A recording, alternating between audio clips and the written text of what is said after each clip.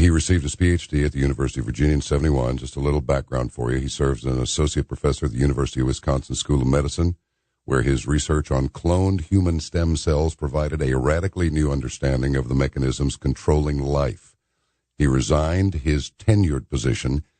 As you may know, a tenured position is not something one normally resigns. It is something to be sought. But he wanted to pursue independent research, integrating quantum physics with cell biology. He returned to academia as a research scientist at Stanford University School of Medicine to test his hypotheses from 1987 to 1992. His revolutionary studies, and they are revolutionary, on the mechanics of mind-body interactions unify the practices of conventional medicine, complementary medicine, and spiritual healing. His insights have made him internationally sought after for lecture, and his informative new book, The Biology of Belief, Unleashing the Power of Consciousness, Matter, and Miracles, is available now, and I am reading it slowly and trying to absorb it all. And it's not easy. Dr. Lipton, welcome. Well, thank you very much, John. Well, we have a good deal to talk about and a good bit of time to talk about it in. So where would you like to begin? How I must know the how and the why. What motivated you to go into eventually cellular biology?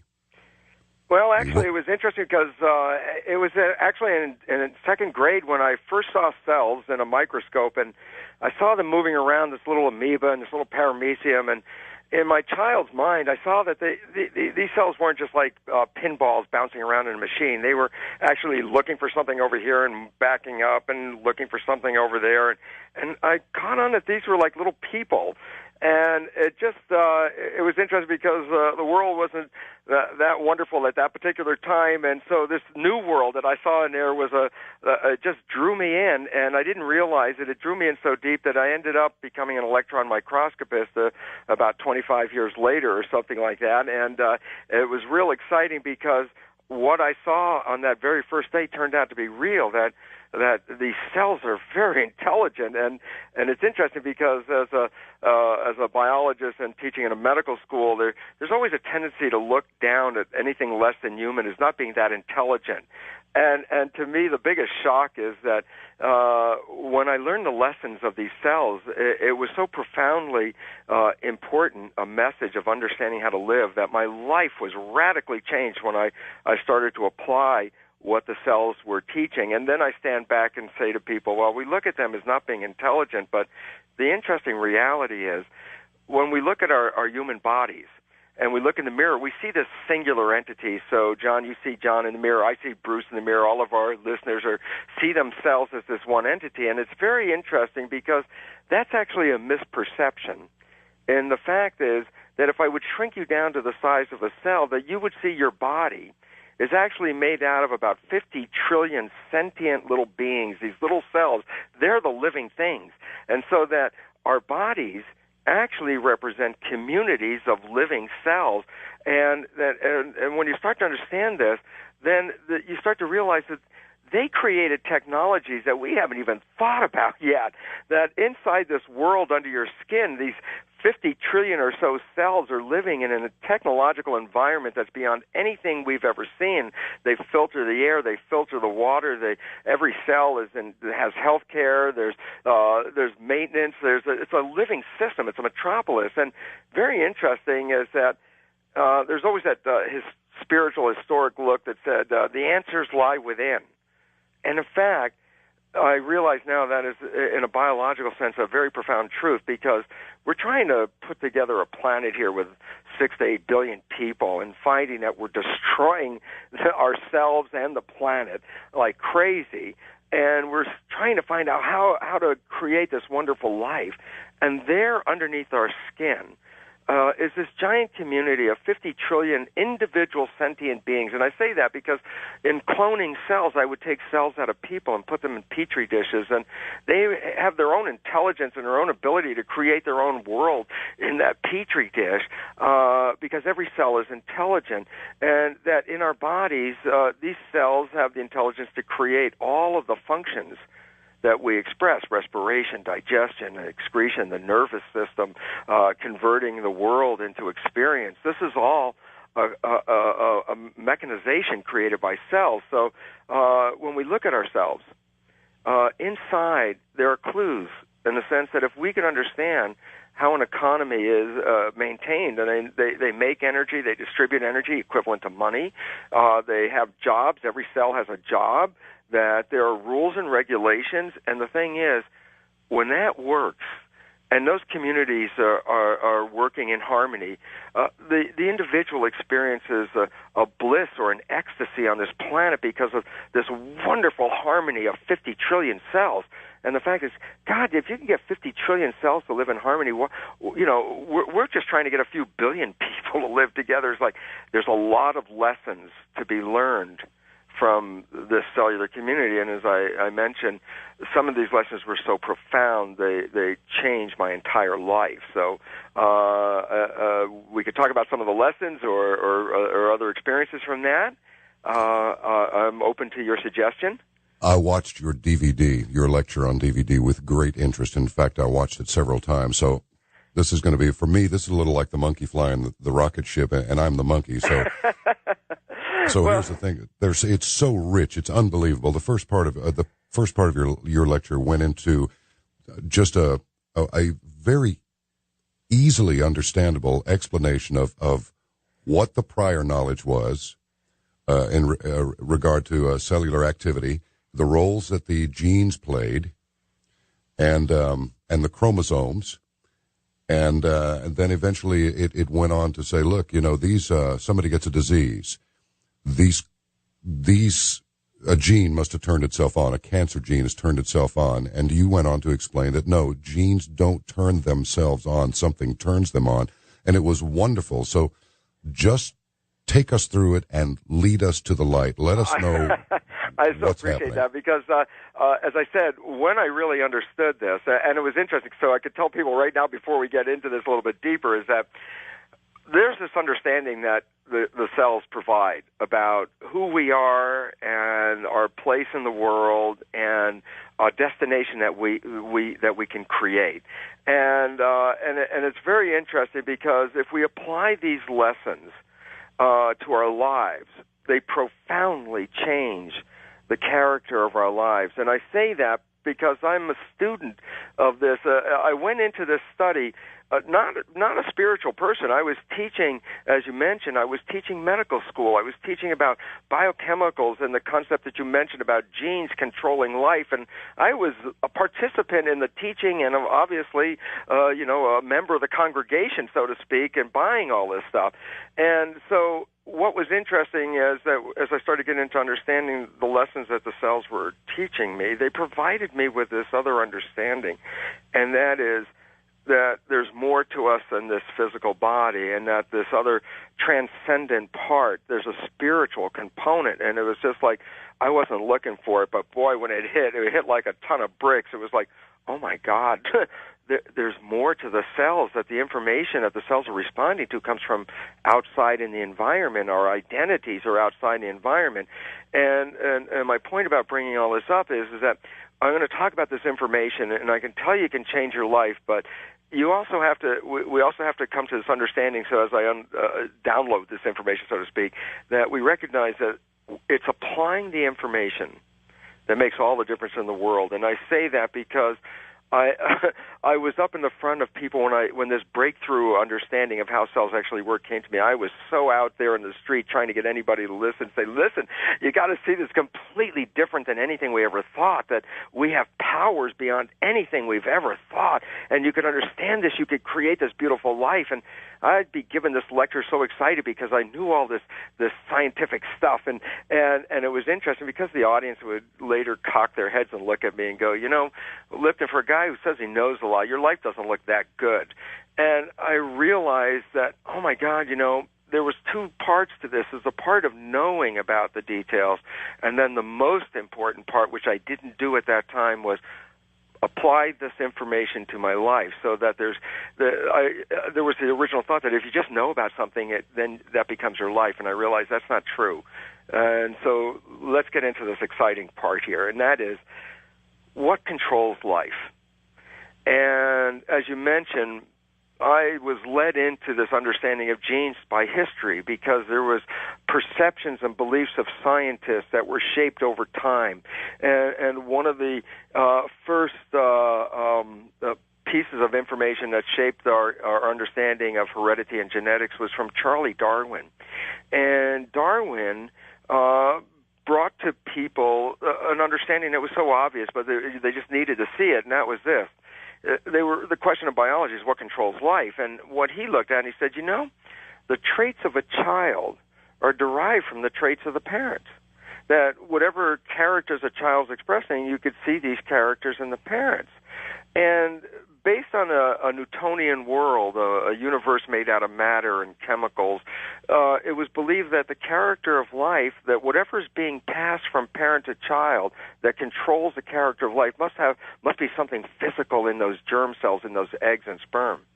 So the direction was already set by Darwin. He said, if you want to understand what controls life, identify this element that's in the germ cell that in some way controls heredity. He had no idea of genes, but he knew there was something in there that controlled it. And it was obvious because the kids had the characters of the parents. So that got people looking in the germ cells. In about 1892, chromosomes were discovered.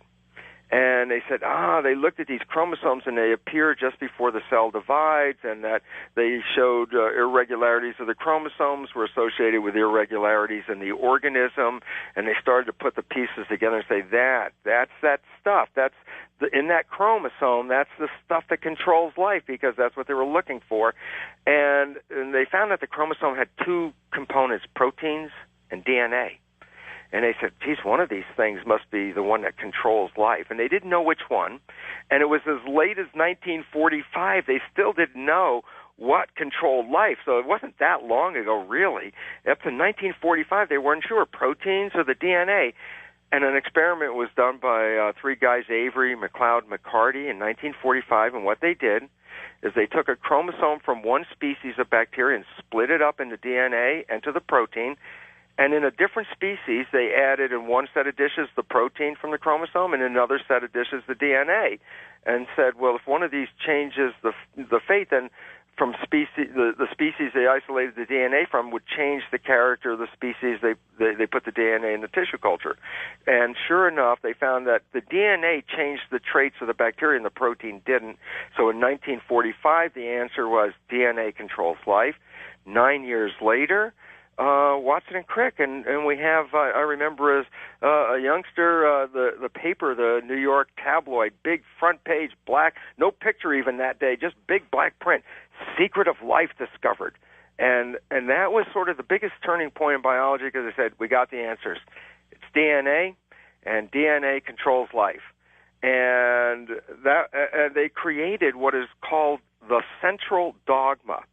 And it's interesting because as a teacher in the university, I was teaching the central dogma, which was formulated by Francis Crick, the guy who was like Watson and Crick, the DNA guys.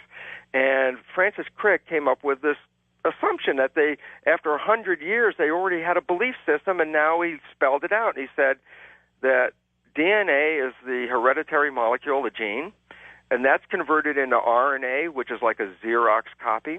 And the Xerox copy, the RNA, is a blueprint to make the proteins. And the proteins are the molecules that give your body its structure and its function.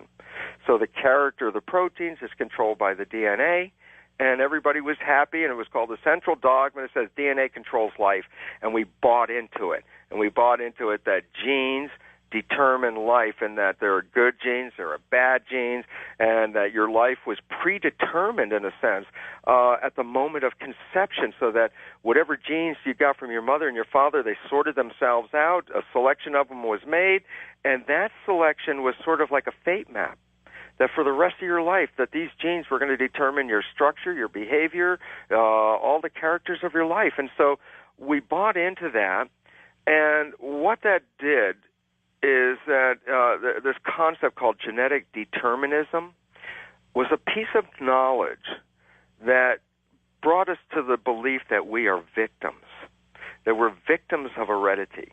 that things are passed down in your family, and they come from your generation after generation. These genes are passed down, and that these genes are going to express themselves in your life, and you're going to have those traits that were passed down, so that when you look and somebody says, oh, my goodness, my father died when he was 52, and my grandfather died when he was 48, and I'm 46. Geez, I'm in a lot of trouble because I only got a couple of years left here. Or cancer, my aunt had the cancer, and my grandmother had the cancer, and my sister had the cancer, and it's like, oh my God, I have genes for cancer. And what we bought into is victimization. And the issue about this is why it's very critical is very simply this, is that presumably we didn't pick the genes that we have in our bodies. We can't change the genes that we have in our bodies. The genes control who we are, so we are, in a sense, powerless. And with that powerless belief thrust upon us, there's a general tendency for us to become more irresponsible, think, well, you can't do anything about it, so who even cares now at this point? And this whole malaise has led to this current status of health where we're all so afraid that our lives are out of our control, that things like bacteria can kill us, and we're afraid of the avian flu, and we're afraid of these genes turning on. And while all of that was going on, there was this big idea called the Human Genome Project. And the Human Genome Project was, and it's interesting because there's two sides to the story. There's the public side of the story, and that was this. Let's do a Human Genome Project, and what we'll do is we'll identify all of the genes that make up a human, and then when we have all these genes, if anybody has a problem, we could genetically engineer them and fix their problems, and this was going to be the last biology project, and salvation was coming, utopia, you could fix anything now. And then that's what the happened? Surface view. What's that? And then what happened? And then the cosmic joke. And the cosmic joke was just so exciting because by then I'd already resigned from the university because before the project got started, I thought, oh my God, genes don't control this thing. And yet the momentum was on. They were doing the project. And the interesting aspect underlying is that the Human Genome Project was actually created by venture capitalists. And what they had envisioned was that they would patent the genes and then sell the patents to the drug industry. Why am I not surprised at this? This stuff is so complex. But you're making it sound a lot less complex, and I'm trying to hang with you. This thing about, is it heredity or environment that controls the development of humans? That goes all the way back. That argument goes all the way back to the Three Stooges I used to watch when I was a kid, which my parents didn't approve of, but I did it anyway. Well, so, I guess they had something running in that family as of the Stooges anyway, didn't it? yeah, they were brilliant for sure. But, all right. Now move us along into the practical application of this knowledge. We are not stuck with our genes. Genes do not turn themselves on. We are not predestined to have these things happen to us. Well, this is what happened with that genome project is that it failed. But the failure is a turning point for human civilization because the failure revealed a belief system that was maintained for 100 years was totally flawed, and that was the belief system that genes control life. Because in order to make that work, the scientists had already predicted they must have over 150,000 genes to make a human, and when the genome results were reported, there were about 25,000 genes. So there was like over 100,000 genes were missing, which meant they had a complete misunderstanding about how it worked. And it was interesting because I had already, in my own cloning studies with cells, started to get a completely different understanding because it revealed, firstly, this. In many of the experiments I did, they were involving enucleation, meaning taking the nucleus out of a cell, and the nucleus has all the genes. Well, the fundamental belief system, genes control life. And here I am working with cells where you remove the genes, and the cells still have lives. Many cells can live 2 or more months with no genes in it. And the cells aren't just sitting there. They're moving around. They're digesting food, breathing, excreting waste, communicating with other cells, avoiding toxins. They're having a life. And the fact is there are no genes. And all of a sudden at some point you have to stop and say, well, what's controlling the cell in the absence of genes? Because our whole belief system said that genes made all the control. Well, what is the control mechanism? Well, the control mechanism happens to be what the subject of the book is about, is that what's the brain of the cell, and it turns out it's not the nucleus with the genes, but it's the skin, which also, when we understand the nature that a human is made in the image of the cell, it also then makes sense out of our embryology because our brain is derived from our skin as well. And what's interesting is that, while the brain is the skin, the control actually comes from the environment. And I saw this when early on with those cloning studies, where I would take my cells, and these were stem cells, which, interestingly enough, all of us out there in the audience, all of us have stem cells. And the stem cells are like embryonic cells that are scattered through your body right now, no matter what age you are. And that these stem cells, when instructed to do so, will actually repair and replace our body parts, so that we shouldn't really age in the way that we age at all, because these stem cells are there to continuously nourish and regenerate our cells and tissues. And interestingly enough, we've been given the belief that, well, like God gave you the stem cells, but no way to use them, and that's why we're waiting for the pharmaceutical company to figure out how to make them work. And that's like a joke, because the reality is, well, we all have stem cells. There's a question, why aren't they working? And this is what I found. When I was culturing the stem cells, and I was culturing a type that normally, under the conditions we use, form muscle. So I put the stem cells in a petri dish, put them with that environment inside the incubator, and come back, and they form these big contractile muscle colonies.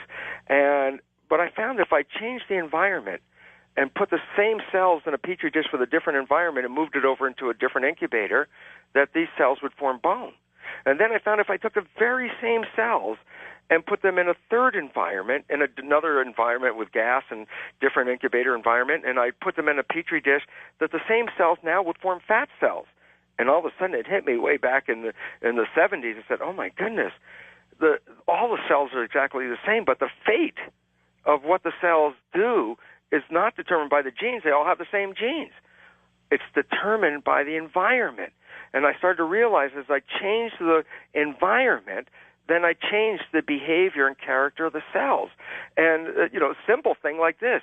If I took my petri dish and put it in a good, healthy environment, the cells divide, they grow, the cultures form, and they thrive, and they do everything just right. If I take the same cells and put them in a less than optimum culture environment, the cells begin to stop growing, they start to get sick, they even start to die. But if I take them back out of that bad environment, put them back into the good environment, immediately they would recover. Now, I don't want to distract you with this question, but I have to jump in with this. If cells are actually, it sounds like they're miniature humans. It sounds that they're complete little entities unto themselves. Absolutely. They do everything a human can do, a cell can do.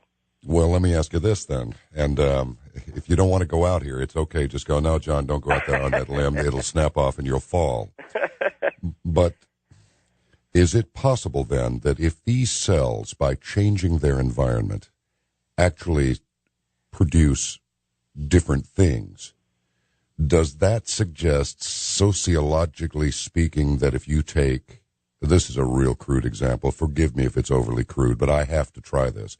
If you take an urban thug and you change his environment and you are able to observe changes, are those changes real? In other words, somebody was just checked out. The state checked him out recently in California.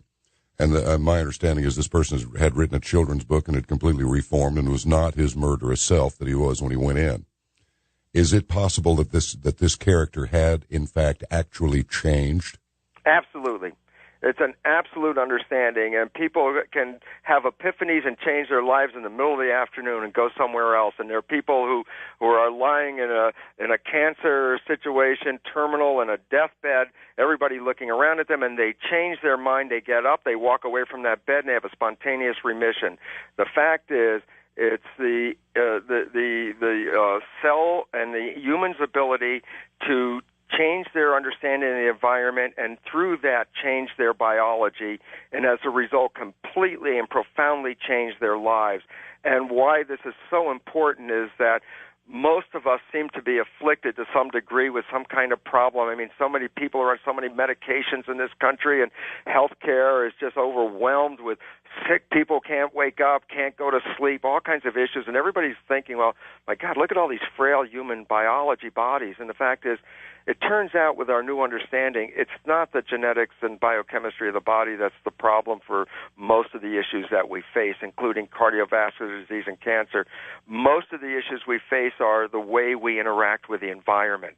And that if we change our interaction with the environment, we profoundly change our genetic expression and our biology and our fate. And this is very important because this is where the power comes from. And our old belief system, the one that actually most people are taught, even in school today, is that we're victims.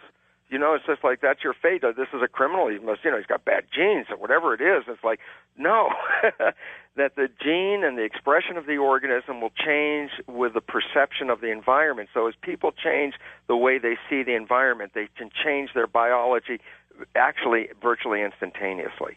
Let me see if I can tie this together here. It may not work, but I'm going to try it. I just got an interesting email here from Peggy, who wanted to know, can you discuss your present research regarding the dream state? Is the dream state in any way a temporary environment which could affect change in the cellular whatever? Yes. Okay, I would look at the dream state from now, because we're standing on that very thin branch. I'm sorry, it might be on thin air, but I stand from this point of view from a way that I see life now other than the way I saw it before. Based on the new biology, I see that we're not actually inside the cells, that we're a source, an identity outside the cells, that we're an energy, that we're a field, and that this invisible field, in science you can talk about quantum mechanics and energy fields, or in religion you can talk about spirit, same thing. And the reality is, I think that when we're in the dream state, that we're actually not connected to the body at that time. And as a result, we're in this field of knowing. And the idea is that you can acquire perceptions in a dream. And since perceptions change the way your cells respond to the environment, if this dream is profound enough and your perceptions are changed in some way in that dream state, that this could carry over and change your biology when you're in your body state. Well, from a health standpoint, we're encouraged to take enough sleep to be actually able to go deep enough to get into the dream state, because dreaming is healthy. Absolutely. So, it's actually partly healthy in one sense, is that we get out of the body long enough so that the cells can do all the routine maintenance to cover up for all the damage we've done during the day. And that's because basically we're living so out of balance that we're taxing our systems, and the illnesses and diseases that are primary out there are just due to the concept of stressing the biology. It's we always try to blame every disease and pathology on a virus, a germ, a bad gene, and stuff like that. And yet the literature totally reveals that the greatest majority of illness faced by people is not anything physical. It's just in operating the body without really knowing that the stresses that we put on every day are just physically demanding and are affecting the body in such a way that we're destroying ourselves by the way we drive the vehicle, in a sense. You have just given me a great impetus for the next bunch of questions that I want to ask you on the other side of this break. But I got to ask you a question. Yes. Well, let me put it another way. I take it that large drug companies probably don't back you. Well, that's an understatement if I've heard one, yeah. Oh, I appreciate that.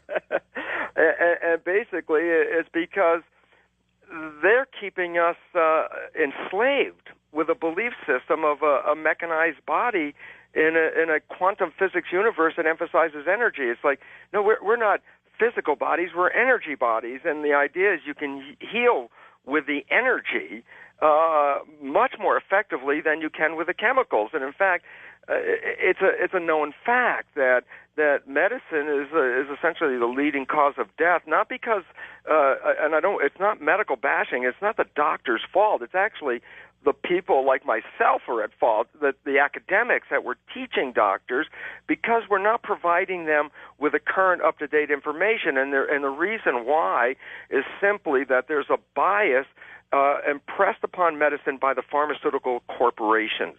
And that is, medicine doesn't talk about the role of energy at all in the concept of healing, and basically ignores that it exists, even though this is an established understanding by physics for nearly 100 years.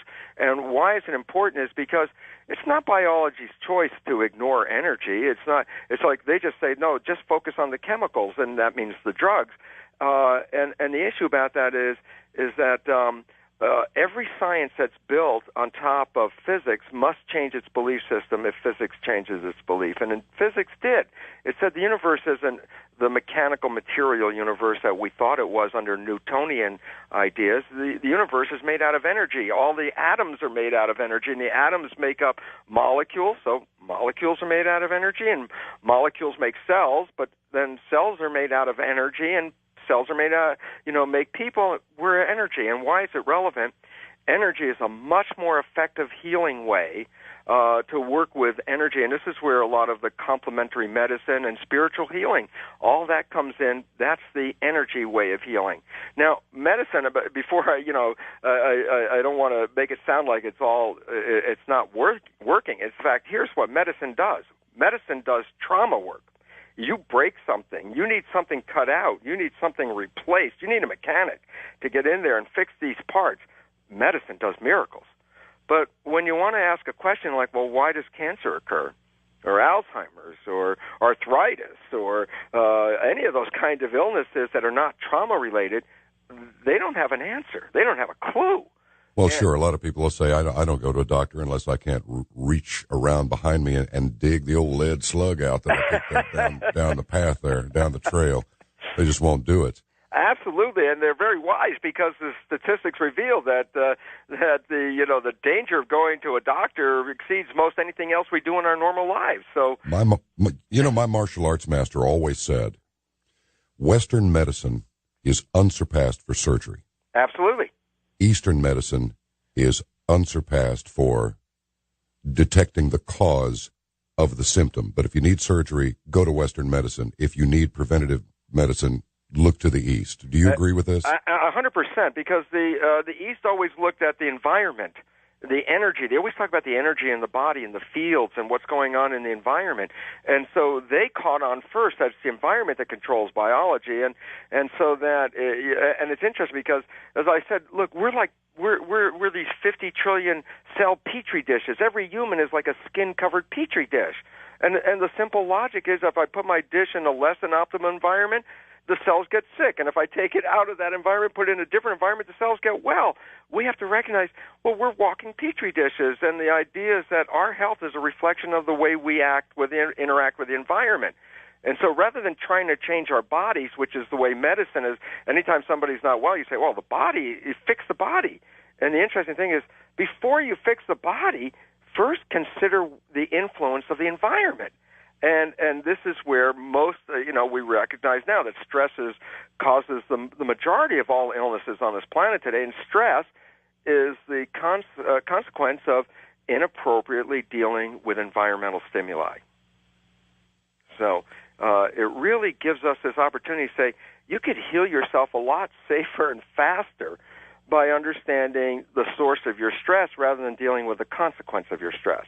And that's the problem. If stress causes, let's say, a cancer, and I cut out the cancer, I didn't cure you because the problem was the cancer wasn't the problem. The cancer was the consequence of the stress. And this is what even the American Cancer Society just announced. After like 50 years, these people put in $1 billion looking for cancer genes. And just a couple of months ago, they came out with this surprising public announcement. It was a conservative estimate, but it's the first time they said it, so give them a little leeway. 60% of cancer is totally avoidable by changing lifestyle and diet. And what this is this new information is coming in that reveals that we've been blaming the biology for our frailties when it turns out we are so powerful. We're so unbelievably powerful that we don't know it. And yet there might be an important reason as to why we don't know it, and that is, I just look at the logic of it. We live in a world based on a hierarchy of power. There are very powerful people and there are very unpowerful people, and there's a whole hierarchy. And what the new biology interestingly reveals is that we are all equal in our creative powers. And so since we are creating life, we are all equal, except if we're all equally powerful, then how can we have more powerful people and less powerful people if we're all equally powerful? And the answer is very simple. And the answer is it's not that other people became more powerful, it's that they take away the power from the other people. And the way you take away power is you keep away knowledge, because knowledge is power. So if I give you less knowledge, you are less powerful. And it's wonderful because we are hitting a wall right now, and people like the listeners on this program, are all over the country, are seeking more power, rightfully so, because when we take our power back, then we become the beings that the Bible speaks of, people that did miraculous things. It's all in what we believe about ourselves. And the last couple thousand years, the main beliefs that we got, that we're victims. The church said we were victims because we don't have spirit, and spirit is running the world, and we're not connected, and we're disconnected from this whole thing. And the medical people say we're victims because the biology runs our lives, and who are we, over the genes? And for a couple of thousand years, we bought this, and guess what? We're beginning to realize, no, we are very powerful people. Well, would you talk to us about segue, to use an old expression, if you will, from what we've been talking about into the fear factor, the retardation of intelligence, and then maybe even a little cellular memory? All right. Well, these are wonderful topics because we live in a world that is destroying us with fear, and all kinds of fear, from everything from that Iraq thing to the avian flu, and it becomes relevant because, as I said, cells respond to the environment. And the environment is all kinds of information, be it the physical, chemical environment, or people, or animals, or beliefs out in the environment, and the cells respond to them. And I'll give you a simple understanding about cells. In a petri dish, if I put food in front of the cell, nutrients, and then put them back in the incubator and come back a little bit later, the cells will move to the food. But if I put toxins in front of the cell and then put them back in the incubator, when I come back, you'll see the cells will be on the farthest side of the petri dish away from the toxins. And here's a simple and profound understanding about cells, and that is this. Cells move to environmental stimuli that encourage growth. They move to the stimuli and try to take them in, which is assimilate these things so that they grow. In contrast, if cells find stimuli in the environment that are threatening, they don't move to the stimuli, they move away from the stimuli, and at the same time they close themselves down. So now when you stand back, you say, cells respond to stimuli in either two ways. Cells move to the stimuli and open up and take it in to grow if it's something that supports life, and cells move away from the stimuli and close themselves down in protection if the stimuli are threatening. What this really means is cells can't move in both directions at the same time. Cells can't move forwards and backwards simultaneously. So it says simply this: if I send my cells information that the environment is threatening, that would be like toxic signals, then what happens is the cells start to close themselves down in protection.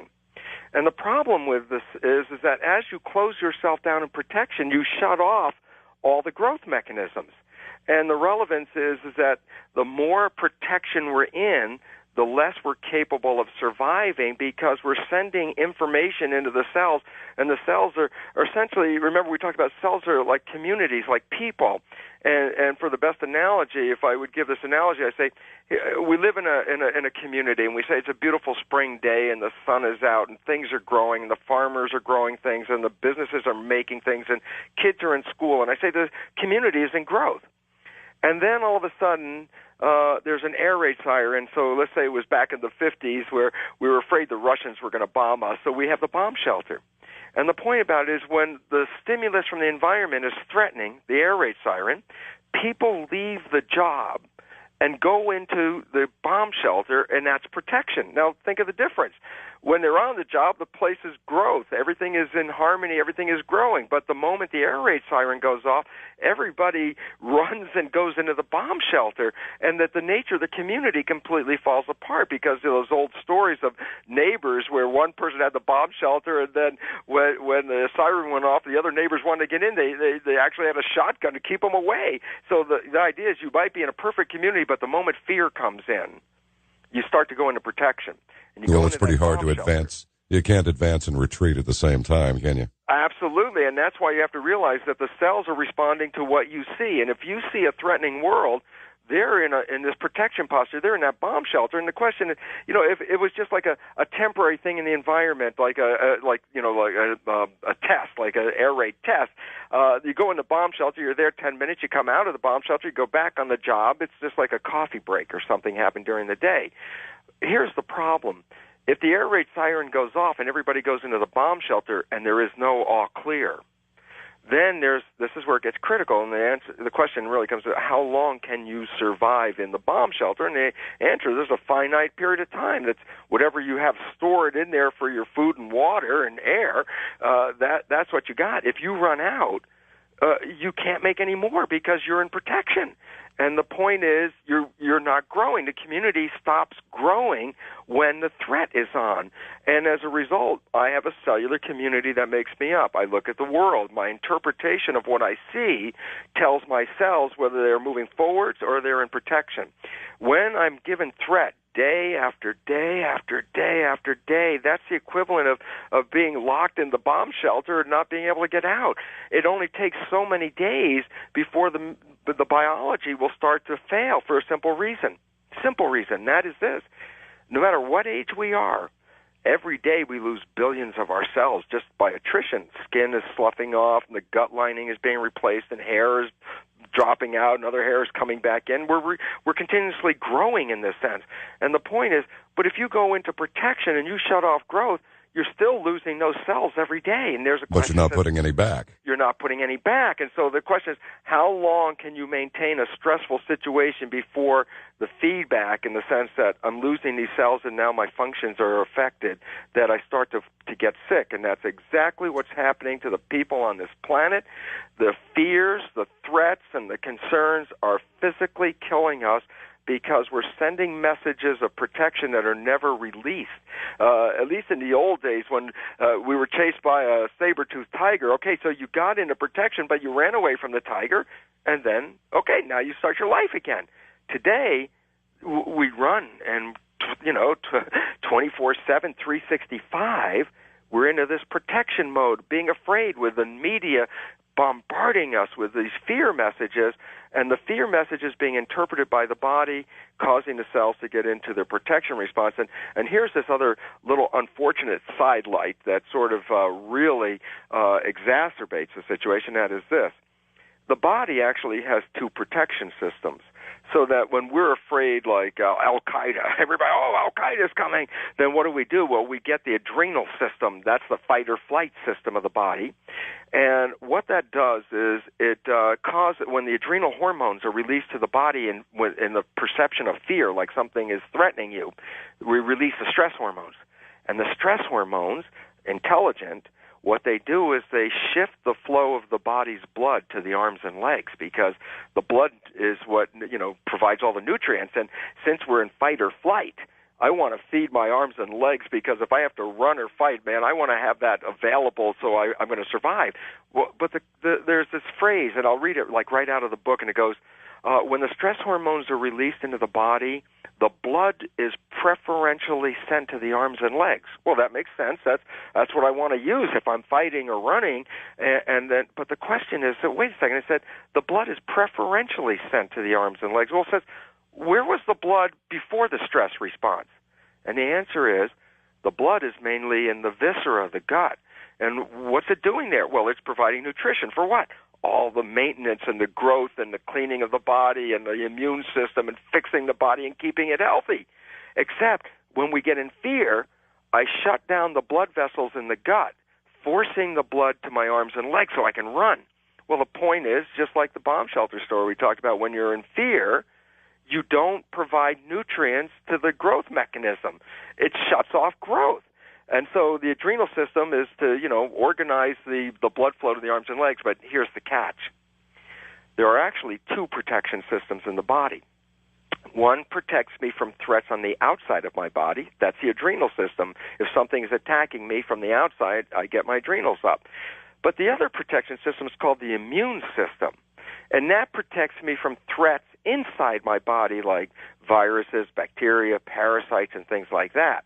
And so I have two protection systems. Well, then all of a sudden the body's intelligence is very intelligent. It's a community. And if I am being chased by Al-Qaeda and I have a bacterial stomach infection and diarrhea, and I have to say, okay, who's in charge here? Listen, we have so much energy. How much energy you want to put into running from the Al-Qaeda guy, and how much energy you want to put into fighting the bacteria? And the obvious answer is, well, the hell with the bacteria. I want to escape the Al-Qaeda guy. And the answer is, when the stress situation arises, the energy is directed all to that fight or flight, and it shuts off the immune system. The stress hormones actually shut off the immune system. This is not new. I mean, doctors, when they transplant tissues and organs into other people and they don't want the immune system to reject the graft, they give the recipient stress hormones. And the reason is it shuts off the immune response.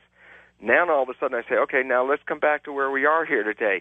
We're living in this high-stress situation. And what is the result of these hormones, the stress hormones running through my body? Well, number one, they shut off my growth mechanisms because they're pushing my blood to the arms and legs, getting me ready to run. And what about my immune system? Well, we shut that down because we want to conserve the energy. And here's where the thing hits the fan. It goes like this. Every one of us right now is infected with almost all the pathogens that humans can get. Right now, if I take a blood sample from any listener on this radio network, and I take a blood sample and I bring it in, I got to show you, you got bacteria, you got viruses in your system, and you say, but wait, I feel pretty darn good, even though you say I'm infected, I'm pretty good. And here's why this becomes an interesting story, because the infections that we all carry day by day, these organisms are called opportunistic organisms. That's the name, opportunistic. What does it mean? It says this. If you're in a state of balanced health, your immune system will keep coverage and take care of you and not allow any of these things to get to you. But if you get out of balance and you start living in fear and you have stress hormones in the system, you cut back on that immune coverage. And as you cut back on it, you give an opportunity to these invaders, which are called opportunistic organisms. They're sure as heck going to take it. And the point is, you get stressed, you get sick. Well, so this is, you can drop a mental defense as well as a physical defense then. I mean, is this why, I know we've all heard this one, somebody has had maybe a tumor nagging at them. Maybe they've had the thing present in their body for years. But the moment that they get the news from the doctor that you got a real bad tumor there, they immediately go downhill and they're gone in a month. It's unfortunate because I have to tell you, I know that so profoundly because my father, he was about 78 or so. He was going to take me to Russia. And he said, Bruce, he was, vibrant. We were going to go to Russia. And I was so excited I was going to go leave the country to see Russia. And he said, first I have to go to the doctor for a checkup. And he went in there with all this vibrancy. And they told him he had cancer. He walked out of that office, and he started dying so fast I could see it. Right from the moment he walked out of that office, he was already beginning to die. I mean, we didn't go. He couldn't. He got so weak so fast. Why? Because once he was told that fact. It was the knowledge of the fact that killed him. It just took him right away. So you're right, absolutely right, John, about that. Bruce, I did it. I called you Bruce. Thanks. I can't believe it. I'm ready. Dr. Lipton, I say. No, Bruce is really what we talked about, so let's do that. All right, Bruce. Let me ask you this. How does this conflict with, oh man. I got a bunch of questions for you. I've got to ask this one. You're liable to hear anything out there, and of course, old knowledge is replaced with new and revised knowledge. We modify our opinions on things as we go along. But do you remember hearing that very few technological advances were made outside of a state of war, or the state of impending war? Yeah. Do you find any truth to that at all? Absolutely, because stresses cause the system to make changes. Meaning this: if I wake up every day and my system is in stress, then it says that my body is not responding to the environment in an appropriate way. And here's a fact, and this is why it's relevant for all, again, our listeners. It goes like this, is that if I wake up every day in this stressful world, I'm giving feedback to my body that says it's not working. The system's not working. You know what it does when it's stressed? It will rewrite the genetic code, which is inventing. And why is it doing it? Because it says in order to survive, it will try to adjust the genetics, the machinery, to make a body that will better, withstand the stresses. And so it actually becomes very creative at that point. And so we change our genes when we become stressed. So in a sense, a war being a point of creativity that would parallel that, meaning it forces you to create something new to survive. And so that, but this becomes a problem, this creative ability, because we all have it. Every one of our cells has genetic engineering genes whose function it is to rewrite the genes to accommodate the stresses in the environment. And why this becomes problematic is that when we really look back, we find that about 95% of the population got here with a set of genes that should offer them a healthy, prosperous, happy existence. If we create stress, then we change the genes, then all of a sudden you have to say, well, if we got here with a healthy set of genes and then you rewrite the genes, what's the chances that you're going to make them better? And the answer is not likely. And now we're beginning to realize, for example, as the Cancer Society found out, that when we put stresses on our life, we rewrite the genes, and that's where cancer essentially has its roots in trying to deal with the stresses that we're facing. So, creative as it is, it's also very destructive if you already got here with a good set of instructions, but just didn't understand how to drive the vehicle. Do you know? Yeah. About 1 year ago, I was watching television, which I don't often do, but I was watching a local newscast. And the anchor person, I don't want to give away whether it was a man, whether it was a woman, what station it was, none of that. But the anchor person came on, teasing the upcoming show, looked right at the camera, which was my screen, and therefore my face, smiled a big old sincere smile and said, "More people die from heart attacks around Christmas than at any other time. And we're going to tell you why that is at, I can't remember if it was 10 or 11 o'clock, which will even more obscure the station, because I don't want to put this person on the spot." And I thought to myself, oh my God, this person has become so absolutely desensitized. I wonder if this person even is even aware of the words that are coming out of their mouth. With this sort of bombardment, as it turns out, people were just putting off going to, well, I know I've got swelling in my ankles and, the palpitations, the heart and chest pains and everything else, but I'm going to go ahead and get through the holidays before I go to the hospital, which I'm sure that you and I'm not a doctor, would not recommend that they do. Go to the hospital at once. Take a little tree in there with you and some family members and just get yourself checked out. Don't wait if you have symptoms like that. But is there some sort of a, oh gosh, we're going to have to take a break. But when we come back from this break,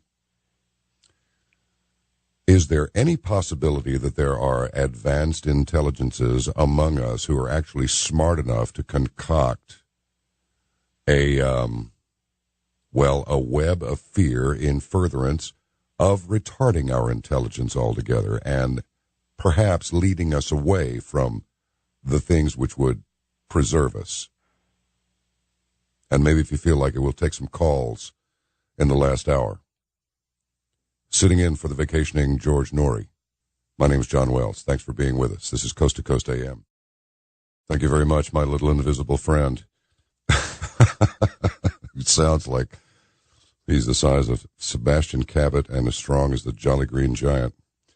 Dr. Bruce, is it, I've lived my life with at least a nagging bit of philosophy that suggests if you're not a little paranoid, you're not paying very close attention. So do you have any, do you respond to that one for me, will you? Well, I was going to say that's actually probably very factual and not just a belief system, but the reality is, this is what I talked about, is that there are people that have knowledge, that have had knowledge for a couple of thousand years of how powerful we are. And in fact, I was just thinking about that at break time about how to respond to your question. I was thinking that there's a movie called The Matrix, which most people have seen. That's more almost like a documentary. It's not really a fictional story.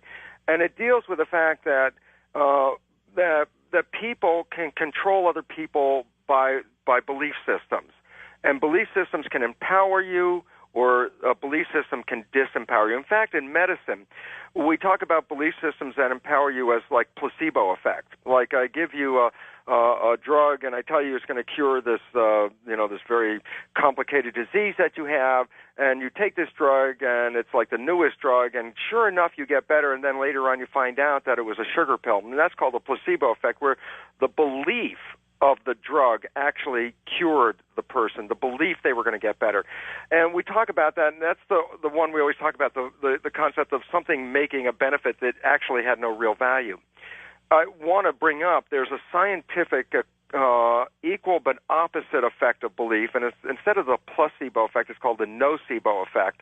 And the nocebo effect is that I tell you something negative, and if you buy it, it will actually manifest itself to be true. So in other words, just like I tell you first time in the placebo, here's a sugar pill, but I don't tell you it's sugar and it's going to heal you, and you buy it and you get well. I could also give you a pill and tell you it's poison. If you really buy it and take that pill, you will actually die.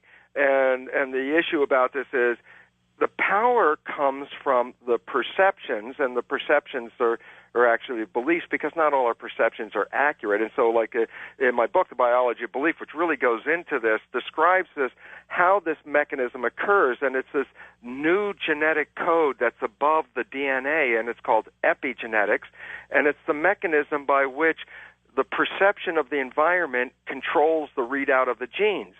And so that what we are told can manifest itself. So, for example, in today's headlines, one of the things that I see, obviously, that's happening right now is that we're being told of the fear of the avian flu, and that itself can promote the avian flu if we believe in it. And the issue about that is that you keep pushing this belief of flu season, people dying and all this stuff, and the fear is just actually paralyzing people at some points. Oh, my God, there's not enough flu vaccine out there. And the whole thing is this. I get a simple fact about our powers. I'll give two little examples of the power of a human. And when you understand it at that level, it's like you got to stop and reconsider the frailty that we think we are. And it goes like this. Number one, something that's very obvious and common, and that is people can walk across hot coals and not burn themselves. Now, they do this because of a belief system that they can walk across hot coals. Interesting point. If a person starts off at the walk believing they can walk across hot coals, and about the middle of the walk doubt, like, well, can I? The moment they doubt is the instant they burn their feet. So interesting fact is this, that you can withstand this temperature that would burn your skin if you believe you can. Now, and so an outside thing like fire, you can actually, influence the concept by what you believe. Now, let me tell you about an interior effect, and that is this. In the Deep South, there are Pentecostal Baptists that work themselves up in a Jesus state, and in testament to the fact that God protects them, many of them play with rattlesnakes and copperheads. I mean, very dangerous, poisonous snakes. But here are the guys, the supreme ones, are people who prove God loves them and protects them by drinking strychnine. They absolutely drink strychnine with the belief that God will protect them, and guess what? There's no effect. Now, you take those two things, you think, my God, you can walk on fire and you can drink poison if your belief system is with you, and it will have no effect. And the relevance about that is like, hell, if you can drink the strychnine, then what's avian flu? You know, it's not really anything. And the reality is it's a belief system. And well, we sell by that. You know that, and we what? We sell? We sell by that. We sell pharmaceuticals, we sell vaccines, we sell fear, and we pay a big price for that too. And why do we do it? I mean, we pay a big price for it. They coming and going. We pay a lot of money for it. And somebody's making a lot of money in the process, and so that's where the big issues come from. And to me, it's just a real upsetting situation when you think about it, because as a biologist and being in the medical field, I was always of the assumption that, you know, healing people, and that's a human compassion thing. That was a character of humanity, to show feeling for helping and healing people. And we live in a world today, now you just have to step back and look at it and realize, do you know that how many people are making money off of other people being sick? Meaning HMOs are stock market traded companies. The pharmaceutical industry is making profit hand over fist. People are making money through insurance companies everywhere, all based on what? People making money off of other people being sick. This is like, oh my God, and it's the biggest industry on the planet. And yet, the powers that we have we're so powerful that we are actually immune to all these things, except our belief systems are belief systems of limitation. So is this the old the love of money being the root of all evil? Is that why society buys and sells so much negative influence, because it's all about the Benjamins again? Well, I think it's all basically comes down to the reality is that corporations rule the world, and corporations are people who make money, and us, the people who are not the corporations, are the shills in the game, and we play the game. And the fact is that we play the game until we get awareness, and then the moment we have awareness, we win the game ourselves. And the point is, by keeping us from being aware of who we really are, then we are powerless pawns in a game. But the moment you identify who you are, well, who are you? Well, listen, I wasn't raised in the Christian tradition, but the fact is, Jesus said that you could do all the things that he could do, even better than he could do, but you don't believe it. And he said that you could renew your life with your beliefs, and that's what the stem cells are all about, but we don't believe it. So that's why our stem cells are on hold. Why? We don't believe we can heal ourselves, because we grew up with learning that when we were sick, it wasn't any of our responsibility. Somebody else had to fix it. That is a perception, and that controls the genes through this thing called epigenetics. And so our beliefs control our biology. And if you believe you are weak, if you believe you are a victim, you are absolutely that. And if you believe you are susceptible to things, you are absolutely susceptible to them. And if it's not even there, you will create it. So it's interesting that this whole evolution, I came out of this allopathic arena to come into this other arena and find, oh my God, we were so completely duped by this whole thing that we are indeed the most powerful things on the planet, except we have no belief in ourselves. And it's interesting because even physics is finally, the physicists, the standard physicists, the academic physicists are coming to this reality that the universe is an energy, and it's based on our mental and spiritual character. And when physicists are saying this is the root of all science. It says that your beliefs, your mentation, and your spiritual character are controlling your life. And this is so different than the entire history up to now, where you're a victim of a machine. So this is a wonderful turning point in our evolution, and this is why this new biology, like described in the book, the biology of belief that I've written, when you read this, it really says, my goodness, this is awareness about self, knowledge of self. And why is it important? Because knowledge is power, and knowledge of self is obviously self-empowerment. And we have to understand this because we are being pushed against the wall right now. The human population is already gone into the deep end of the pool in this regard. Science has revealed to us that we are now experiencing the sixth mass extinction to hit this planet.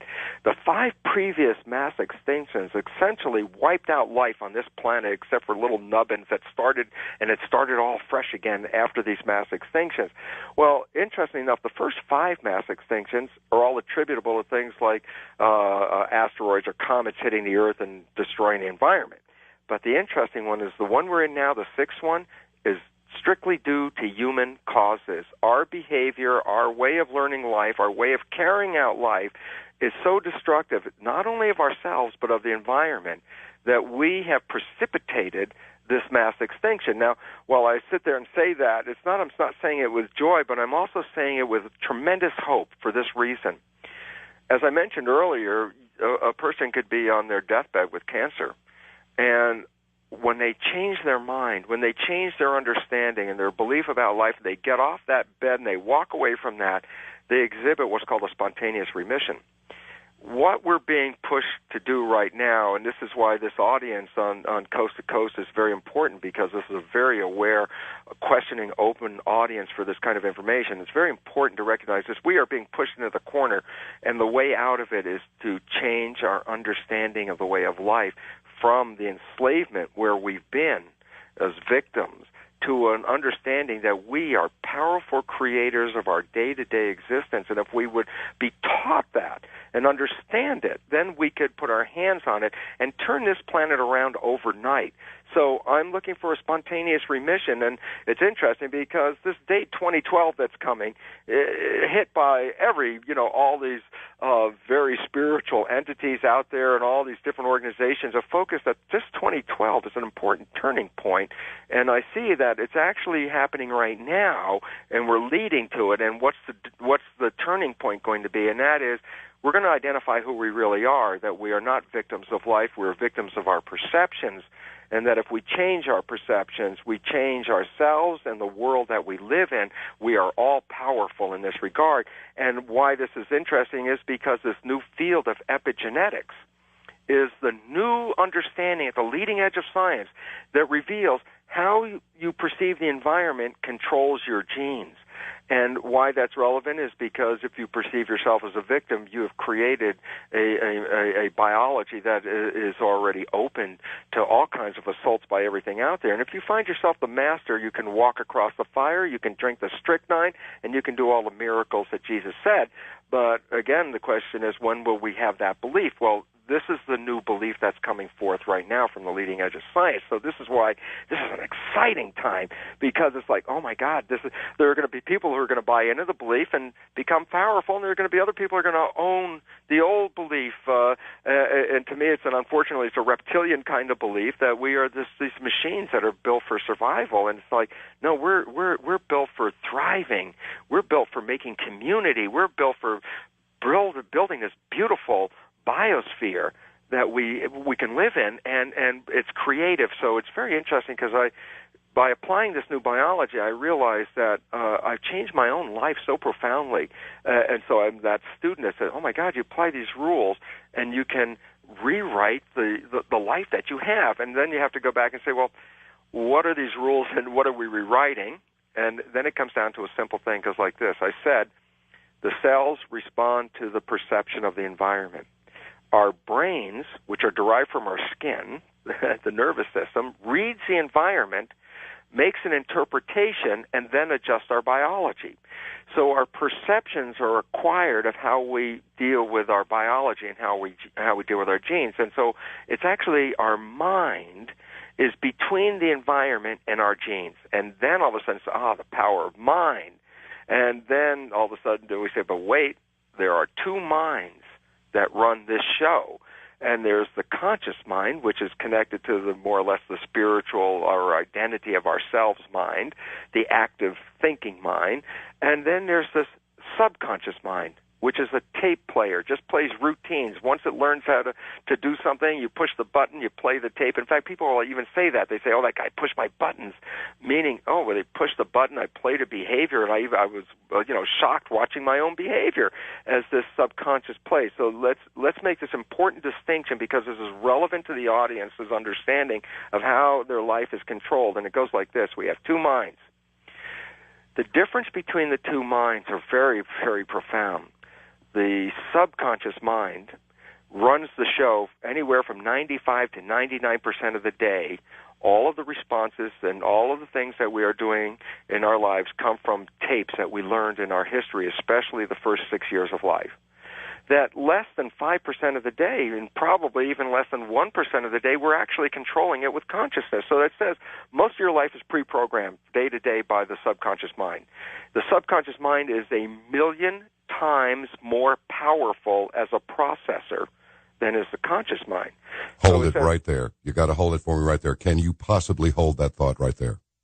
And we're talking with Dr. Bruce Lipton. I know you can. Can you pick up where you left off? Oh, absolutely. Just the summary point was that we realized that genes are controlled by perceptions, and perceptions are the substance of mind, and that there are the two minds, the conscious creative one, and the subconscious tape player, the one that learned experiences go into, and once you repeat something and you learn it, you don't have to relearn it all the time because now it's like a tape recording. So for example, those people that drive a car, that the first day you got into a car and you didn't know how to drive a car, you were driving with your conscious mind. You had to be consciously aware of the mirrors and the gauges and the pedals and the shift lever and all these things going on, and you were consciously involved with every step, and it was not easy to drive. And now, let's say you've driven the car for a while, and guess what? You can go into the car, put the key in, and not pay any attention and drive the car. In fact, you can get involved with a discussion with somebody in the car and then look out the window after 10 or so minutes and realize, oh, my God, I haven't really paid attention. I didn't pay attention to the road for the last 10 minutes. And it becomes a relevant question. It says, well, obviously, somebody drove the car. Who drove it? Well, I have two minds. The conscious mind was engaged in the discussion with the passenger. It was the subconscious mind that drove the car. And what's interesting about it is it can do it without you paying any attention because it's done like a habit. And it's also recognized this. The subconscious mind is 1,000,000 times more powerful than the conscious mind anyway, so it's more capable of driving the car. And yet, what the very important lesson from this is, and most of you have been out there, have driven the car, realize at some point your mind just wandered and you hadn't paid attention, and then all of a sudden you realize you're driving the car. This is a critical point. This is a very important, instructive point when I ask you this question. Okay, so for 10 minutes you were involved in a discussion, and the car was being driven by the subconscious mind. And then I asked you this question, well, during that 10-minute period, can you describe your driving behavior? And the answer is, of course not. You weren't paying attention. And this is the catch, and that is we have the two minds, the conscious and the subconscious, and here's the job of the subconscious. It will do everything that the conscious is not paying attention to. And so when our conscious minds start thinking about the future or the past, then by that nature, all of the things that we're doing at the moment are being run by the subconscious mind. And then comes the problem with that, and that is, yeah, but if you were thinking about the future and the past, then you weren't watching what was happening at the moment. And this is the catch, is that when the subconscious mind does its programming, we generally don't even see it. And so we can't even attest to whether the behavior we were just doing was good behavior or bad behavior. We didn't even see it. And so it's fun if you know a person and you know their parent, and you could say, let's say you say to this woman, you say, God, you're just like your mom. If you say that, stand back a bit, because when a woman hears that, most of them will get very upset, or a man will, like you're just like your father. What do you mean I'm like that? And the thing is, they don't even see that behavior because that behavior was programmed into their subconscious when they were young. And so they're just playing the tapes. They're playing tapes, and they don't see it. So now we have two minds. Conscious is the actual alert driver, and the subconscious is the equivalent of the autopilot. And here's the point. The fundamental ways that we deal with life and learn about life and how to respond to life are downloaded into our awareness, into the subconscious in the first 6 years of our lives, because during that time, our brain is like in a hypnotic trance. And so that we learn the fundamental ways of dealing life by watching other people. So it's not our behavior in the subconscious, it's other people's behavior. We'll be back in just a few minutes with Dr. Bruce Lipton on Coast to Coast AM. Stand by. And over the course of this next hour, we'll continue our chat with Dr. Bruce Lipton. We will talk about the children.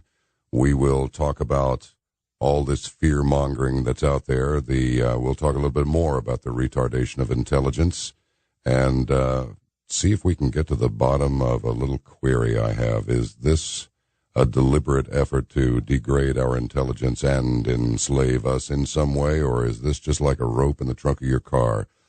The more you drive around and the more movement there is, it was neat when you started out a couple of days ago, but now it's a mess. Maybe all things really do seek a higher level of disorder in the universe. Hey, Bruce, do you feel like taking some calls later in the show? Absolutely. Love to do excellent. that. Well, they've been very patient and some very nice people. The emails are coming in. Let me read you one. And let me just get your take on this. You know, you're liable to get anything or hear anything, but this looks awfully sincere to me. It's from Riley. It says, I conquered the meds, found health, nutrition, and positive work, engaging the subconscious, believing in my power, healing the damage that was done to me by 13 years of overdosing lithium at 1,200 milligrams a day that was roasting my brain.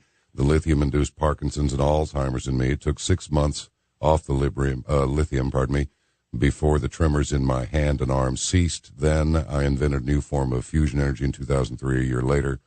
A second form of fusion, even better than the first. The people trying to hold us back are real. They used me as their lab rat. I refuse to let them kill me. And now, with my stem cell regrowth of brain cells, I cracked the egg with 2 new forms on non-nuclear fusion. Okay, filter that, and as you will, and tell me your impressions.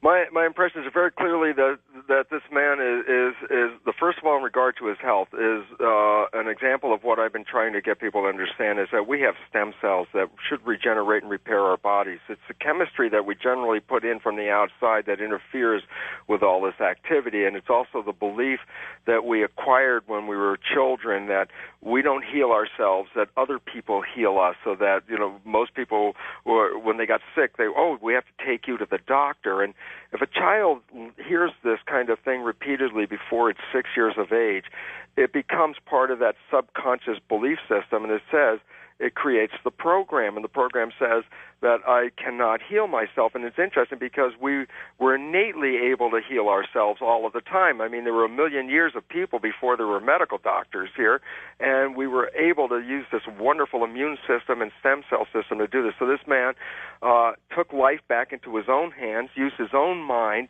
instead of the beliefs that were being programmed, and consciously changed his biology, his physiology, his behavior, and opened himself to more awareness. So it's just a wonderful example of the fact that we are very powerful people, but you're only as powerful as your belief systems are, and therefore buying into the old model that you're a victim, of course, you have no power. So this is a wonderful example of that. And the childhood part of this is very important because this is where that subconscious mind gets its first programs. And as we talked about, the subconscious mind runs the show 95 to 99% of the time. So we're foolishly thinking that, we're in charge of our lives without recognizing, God, 95% or more of the time it's coming from this tape that's called the subconscious. And those programs were downloaded from other people, our parents, our teachers, when we were very young. And so most of the life that we live is run by beliefs and behaviors acquired from other people, not from the ones that we see. And are these beliefs powerful? Well, in a sense, I said, in regard to health, yes. But I'll give you another simple example, but it's profound, and that is every mammal, and especially humans in this regard, when they're born, immediately know how to swim. That a child could be born underwater and will actually swim like a dolphin from the birth canal right up to the surface of the water and take its first breath naturally like a dolphin by breathing the air and then going back in the water and swimming. An infant, the moment it's born, can swim. And then the issues are, well, what happens to this child as it grows up? And the answer is every time that child as an infant got near water when it was especially a neonate, a young baby, the parents would freak out. It was like, oh my God, the baby's near the water, the baby's near the pool, the baby's near the creek, the toilet, whatever, the baby's near this water. Everybody's afraid because, the baby could drown. Well, the baby is a very rare thing. It's learning the first 6 years its perceptions of the world. So what does it learn? First thing it learns is that water must be dangerous because every time I go near there, my parents scream like crazy that this is threatening. So water becomes this dangerous, lethal thing. And then it's interesting because now little Johnny gets to be 5 years old, and we think, well, it's time to teach Johnny how to swim, so we buy him a bathing suit, and you can't get him in the water to save your life because he's screaming his bloody head off, and the reason is simply this. Well, for the last 5 years, you've told this child every time it got near the water that the water was dangerous, it would die, and here you are trying to throw it into the water. Of course the child's scared to death, but here's the interesting fact. It's innately, genetically capable of knowing how to swim without any training. And after the fear has been put in there, the child can no longer swim, even though it was genetically endowed to do that. And why is that relevant is because we were also genetically endowed to have an immune system that would protect us from virtually any problems on this planet and be healthy and maintain our own health using their stem cells and repair ourselves. Yet, in that formative period, we acquired the belief that health was not our responsibility, that other people do that. And we essentially put the doctor between us and our health. And it's very interesting. It's actually funny if you think about it. People who acquired the belief that the doctor must heal them, when they get sick and they say, okay, I got to go to the doctor, many of the people actually get well on the way to the doctor. And it's interestingly and funny because basically the body was able to heal itself, but the trigger said you can't do that until you see the doctor. Not the doctor had to do anything. You just had to show up. And the healing started already.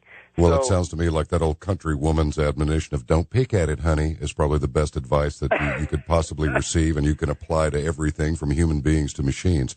Hey. Yes, absolutely, and we've just been disempowered continuously by these beliefs. Now, the issue are we disempowered by is there some over group disempowering us or not?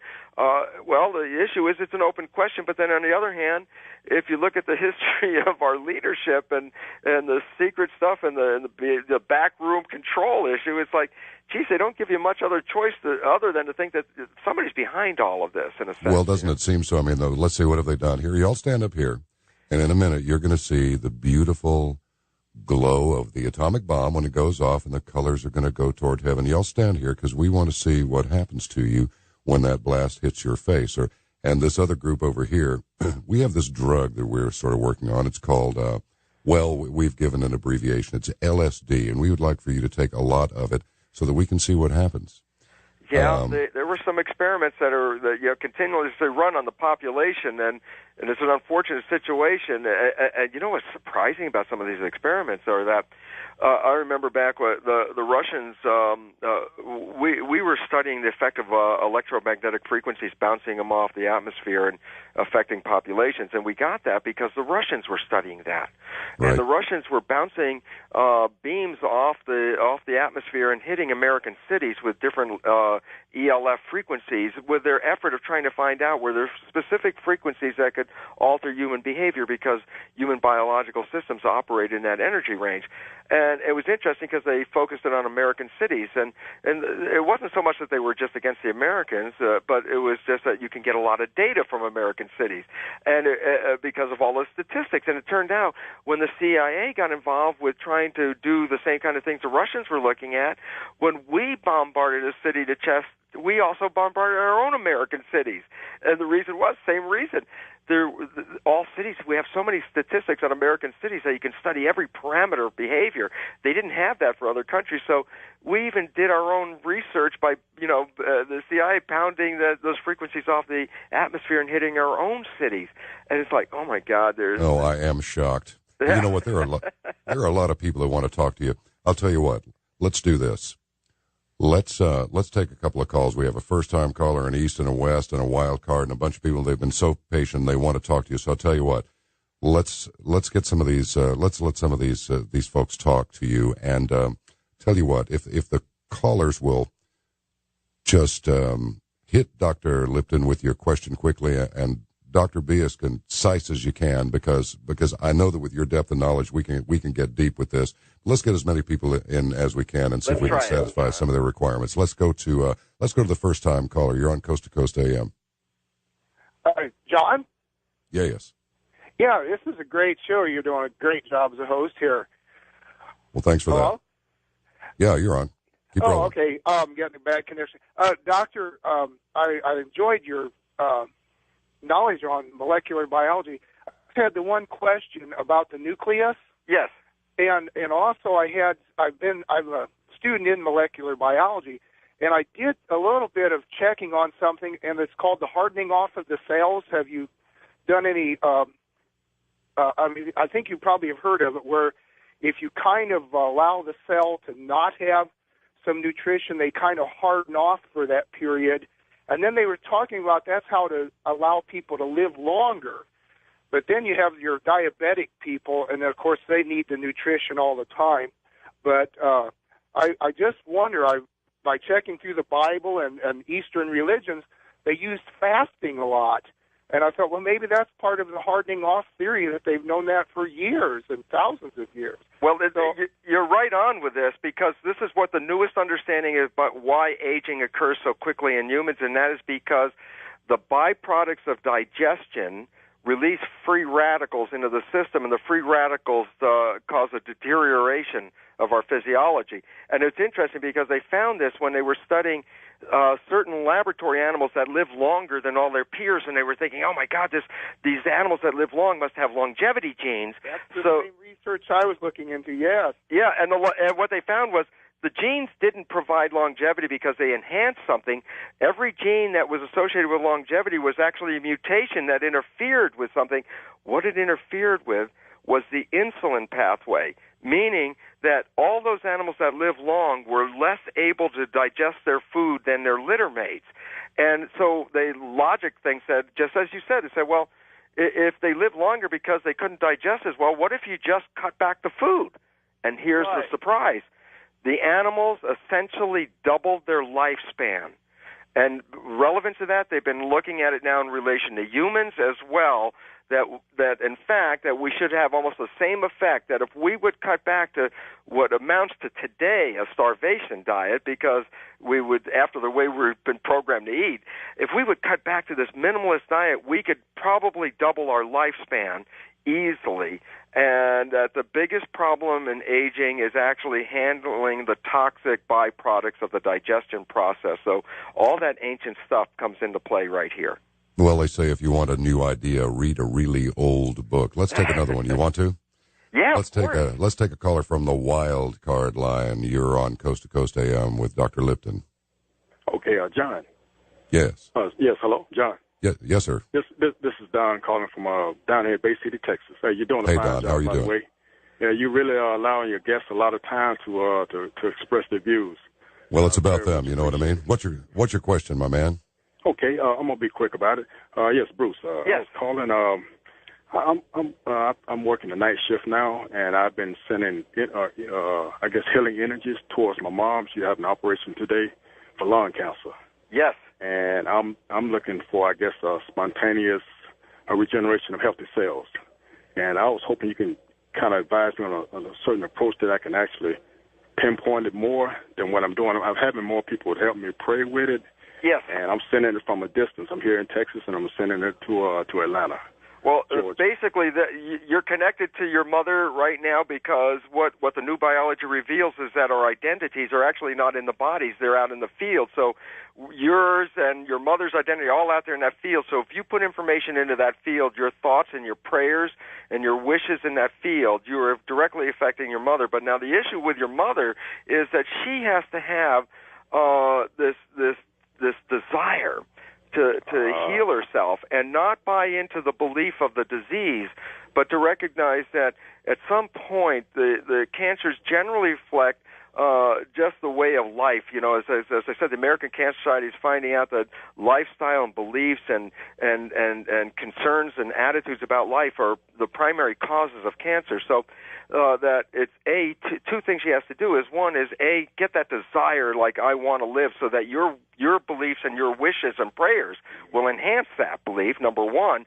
But number two, she also has to recognize is that the cancer isn't, she's not a victim of cancer cells, but that it's her beliefs and attitudes about life are causing some stress, and that if she approaches it, that would be getting to the source of the cancer. So she has all the time to work on this. She has all the stem cells to replace anything and repair things, and it's basically dealing with the stresses of life and working with your wishes and prayers, because together they will offer this opportunity for healing. We've got time for another one. Yes. Let's have the caller east of the Rockies come on into the global study, and you're on the air with Dr. Bruce Lipton. Hello, John. Yes, sir. Yeah, great show. I hope that you're on more while Mr. Norrie's away, because you're doing one heck of a job. I love the way you cover the news. You don't dwell on the negativity. Thanks for that, sir. Bruce? Yeah. I'm sorry, Dr. Lipton. If I Bruce, can call you Bruce, please, it's Bruce. Yeah, Bruce. I want to thank you first of all for bringing what you're saying to the public, and basically the most interesting thing. I'm in New York here, and so I really haven't had a chance to hear the whole thing, because every 2 seconds they act like we're at war because the transit system is breaking down. There's a strike going on. They keep on interrupting with bulletins. But at any rate, so pardon me if you've already covered this, but you were saying about the subconscious mind. Yes.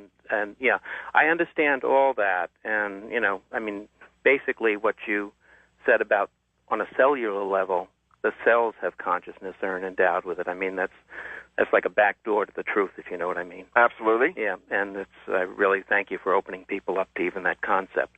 I have a liver disease, and I understand fully about what you said about, the subconscious having about 90% control of the whole thing.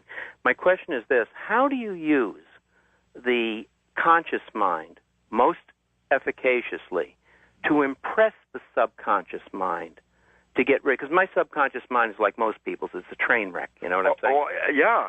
And let me give you this so critical fact. If you understand this, then it'll change the way you look at what you want to do. And that goes like this. Mm-hmm. The subconscious mind is a tape player.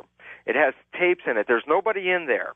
And it has tapes that are learned. So through whatever experiences of life, these tapes play. And as I said, it's that one, that guy pushed my buttons and the tape played. Now, the relevance about this is, let's say your conscious mind says, oh, my God, this is a reason for all my problems. My mother did this. My father did this. These are the events of my life. I have this, I went to a psychologist. I found every reason as to why my life sucks, okay, and why I've got a problem. And here's the problem. That's in your conscious mind, okay? Now that you become aware of that, did that change the subconscious mind? And the answer is no. It will not change the subconscious mind. Even if you learned all the reasons why something happened or how your behavior is not supporting and you want to change it, your conscious mind doesn't have there's nobody in the subconscious mind. It's a tape player. A very important analogy, but it's true in this regard. I give you a cassette tape and it's got a program on it. And I say, this is a program like your subconscious mind. And I say, okay, you put it in your player, you push play, and the program's playing, and you start to hear the program. You say, that's not a good program. That's really not good at all. And you say, I don't like that program. So you yell at the tape player, and you say, play something different. And then you realize the tape player's not listening. And there's a point where you have to realize the conscious mind is trying to talk to a tape player, and the tape player's not there. We'll be back. This is Coast to Coast AM. Thanks for staying with us into this late hour. It's the perfect time for now, isn't it? It's just a little bit late for yesterday and just a wee little bit early for today. So it's just exactly perfect. We're having an elongated discourse with Dr. Bruce Lipton, and when we come back for the final segment of the show tonight, I would like Dr. Lipton's comments on if an environment can change a person. Why are some of these rehabilitation programs not working? That comes from an email just received from somewhere out there in cyberspace, and we'll take a couple of calls. In fact, there's somebody west of the Rockies waiting for us, and we will. Dr. Bruce Lipton, would you mind taking another call, Bruce? I just want to finish the last bit on we just got disconnected. Yeah, I chopped you off. I'm sorry to pull out my samurai sword on you, man, but we had that hard break. You know what I mean?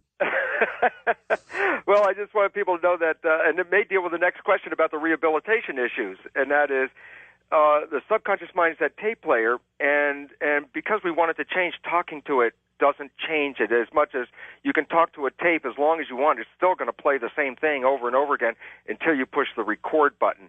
And this is what's been missing from our understanding about our mind is that, yes, the subconscious controls most of it. Most of the fundamental behaviors are from other people, but we don't change them just because we become aware of them.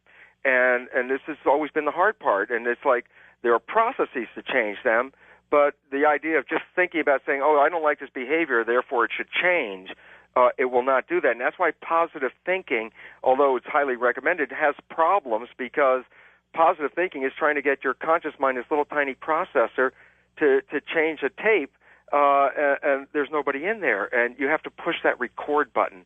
Well, where is that button? Where is that button? And that button is, there are several ways to get there. Buddhist mindfulness, so consciousness and repeating habits and with a conscious effort and relearning a habit, but it takes time. Another way is hypnotherapy, and that's how actually you got the first programs. You were in a hypnotic trance up till 6, and hypnotherapy is just the way you got the original programs. You can write new ones. And a third way is called energy psychology. And I just want to give people an understanding. On my website, brucelipton.com, there's a lot of free articles about the things I'm talking about, as well as a lot of references you can download freely. So brucelipton.com, there's science behind all this stuff. This is sort of like the top talk, but there's an understanding, and it's real important. So why rehabilitation programs don't work very well, as you suggested at the break, was in one sense, it's dealing with a conscious mind and making the conscious mind aware of something, but it didn't necessarily change any program in the subconscious mind. So you're running your life 95 to 99% of the day from that subconscious mind.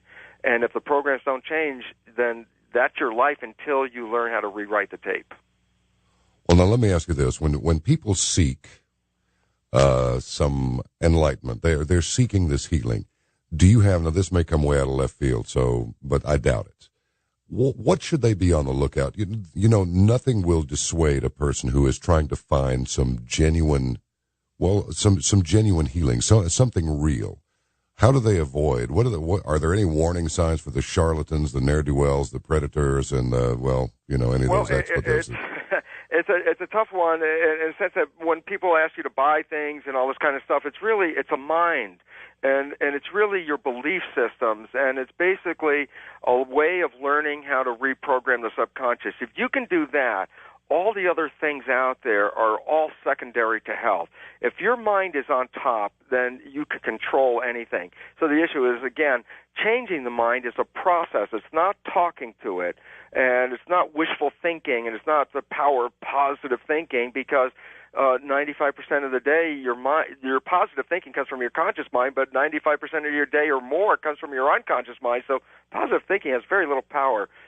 Basically, understand those 3 possible ways of rewriting the tapes, and then you have all the power in the world. Well, it just occurred to me that even if you go to a person seeking some enlightenment, even if that person proved to be insincere, I suppose a placebo effect could take place there. You went Absolutely. for the healing and you received it. Absolutely. If you were thinking that was it, that's the one that works for you, and that's why it's really hard. People say, well, should I do this or should I try that? And the answer is, well, what's your belief system on it? And that's the bottom line of everything. Laetrile will cure cancer if you believe Laetrile cures cancer. Then medical people say it doesn't have any curative values. The ones that still believed in it were clear of cancer. But it was interesting, those that took Laetrile and cleared the cancer, when they later found out that the Laetrile wasn't effective, they actually got the cancer back again, because their belief system says, I couldn't have healed it. And so it's like the power of belief is the entire story of the world we live in. And if we can have some power over those beliefs, and recognizing that 95 to 99% of the day we operate generally from beliefs we acquired from other people, it's not what we were looking for. And so that's why we look on the outside and we say, life's not working. It's like life's against me. I'm a victim of all the circumstances of life. And the reality is, well, you actually didn't see that most of your subconscious programming, like we talked about before in driving the car, that your subconscious programming was sabotaging you. You didn't see it, but your conscious mind was thinking, well, if I'm trying to run my life right, so it must be outside of my system where the problems come from. And it turns out, no. The problems almost all are in the thought thing, and that's what then you come to the bottom line where physics comes back and tells us the universe is immaterial. It's mental and spiritual. And then all of a sudden, this becomes hardcore science, what was old-fashioned spiritual belief systems. It is, what is your belief about it? Dr. Bruce, there are some people that really want to talk to you. In the tradition of that old rock and roll band Trapeze, remember that one? You are the music, we're just the band. We're just the band. So belly up to the lectern, will you? And let's take this call from west of the Rockies. You're on Coast to Coast AM with Dr. Bruce Lipton. Come on in. Hi, this is John in Mesa. Wonderful show. My question for the doctor is if he could address knowing in the healing arts now, particularly in energy work and through meditation and the process of shifting paradigms, I'd like it if you could discuss a little about the dynamics of cellular memory and how when that event or that trauma takes place in those first 6 years of our programming, that when we get in there and we can get down to the cellular memory and open it up and release it, that it actually has that chain of effect where it actually goes down and fully releases. Could you comment on that? I would love to. Very quickly on this is that from what I can see in the studies of cell biology, the memory is not in the cell. The memory is in the field. The memory is an awareness, a knowledge, a learning. Learning is information. It's a field. Why is it relevant is that the cells are like iron filings in a magnetic field. Whatever the shape of the field is, that's the shape of the filing. So that if our belief field is skewed in any way or experiences of learning about life are skewed in any way, that will skew the field, but the cells will accommodate that altered field. And of course, if it's altered, then you've already said you're out of balance. You're not back in balance again. So when you're changing your thoughts and your beliefs, you're changing the field, and the cells, like iron filings, will immediately accommodate the new field. And that's why, like a spontaneous remission is exactly spontaneous in that as soon as that field was changed, the thought field, the cells changed immediately with it. So it's really to recognize that the memory does shape the cell, but the memory I don't believe is in the cell. It's a belief. It's a field. All right, first-time caller. Come on over close to the fire. And what's your question for Dr. Bruce Lipton on Coast to Coast? Not really a question. He talks about the subconscious, and I have been on occasion able to read other people's subconscious. I had a repressed memory when I was a child. It's a very big deal, had an ordeal with God and authority all at once. But I've got more minds than most people, I guess you could say, but I came to be able to do this. Now, there's a question about rehabilitation not working. It's really simple when it comes down to it. It is the subconscious. He was totally right. It comes down to them simply their subconscious being more controlled of over getting better or more control of doing it again. And usually the case with criminals and drug users is that they do, in fact, want to do it again, whether they say they do or not. Their subconscious is telling them they should do this drug. Regardless of that, addiction is nothing more than it's a mind trick. Your brain creates it as your brain creates everything, your thoughts, those thoughts you have that you could not ever speak of. It's purely subconscious voices. Most people have 3 to 4. I have about 7 to 8. That's really all I had to say on it. I was going to talk a little bit about a polluted democracy because vaccination. Someone was calling up about vaccines and drugs, and the drug companies, pharmaceuticals control America. And yes, they do. But I have an equation. It's America controls corporations, control people. And I read the Declaration of Independence. One line from it is, a prince whose character is thus marked by every act which may define a tyrant is unfit to be the ruler of the free people. And George Bush, he fits this. It's not point. I mean, it's long time polluted. Well, alas, there are problems in every political situation. I think that's why they call it politics. I've got an email here, Dr. Bruce. Yes. I have to play this card here because several people have asked about this, and here it goes. This is from, it says it's a strange address anyway. It says, what about God and cells? Does this knowledge of cells being influenced by environment lead to proof of a God presence? What's your opinion on that? Well, what it really led me to is to recognize that what we call our identities, what makes each person a different human on this planet, and I say that we're different because I can't take my cells and put it in anybody else's body, because as soon as I do, their body says not self. So they have a self that they recognize, and everybody else is different. So everyone has a different self. And what's interesting is that the self is determined by a set of antennas, just like television antennas on the surface of the cell, reading environmental signals, so that an identity for who we are as individuals as part of this bigger field on the outside. And then if you say, well, collectively, the field is all that is, or God, if that's, a definition, all that is, that's the entire field. We each represent a narrow little spectrum out of that entire field. So all of us then become a piece of all that is. So it really interestingly ties together the spiritual understanding that each of us represents a piece of God, and yet God is all of us all together.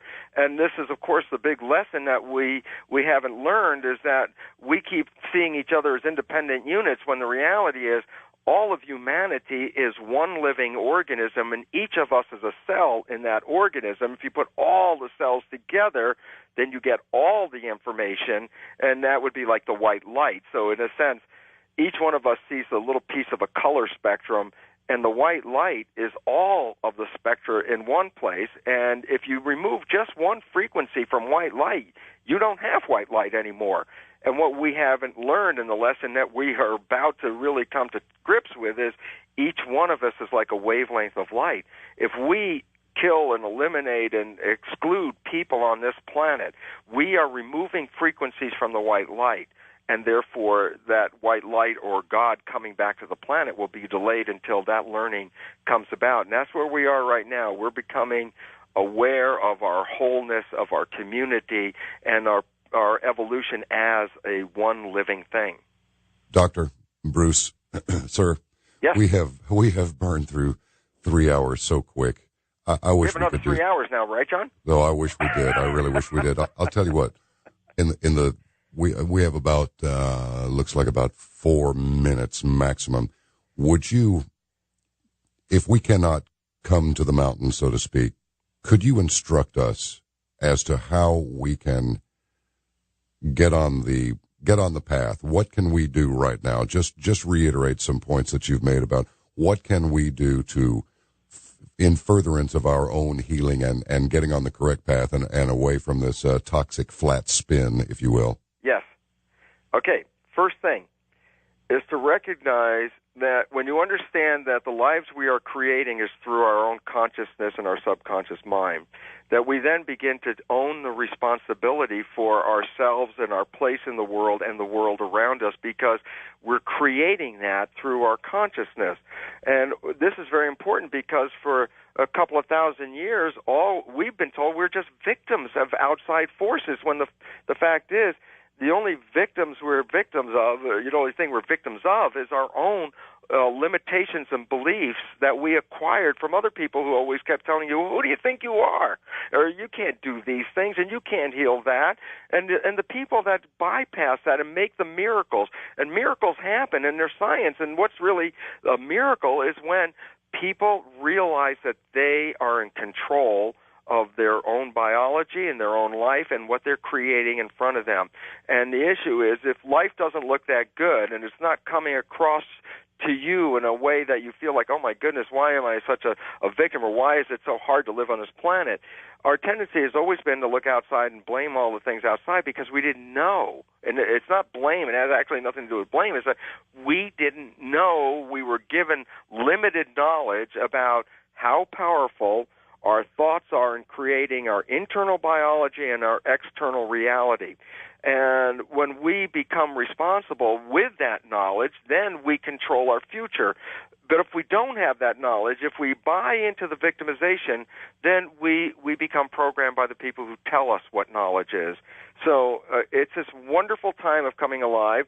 As I said, on the website, brucelipton.com, you can download articles on all these topics, as well as those leading-edge research references describing all of this stuff. Why?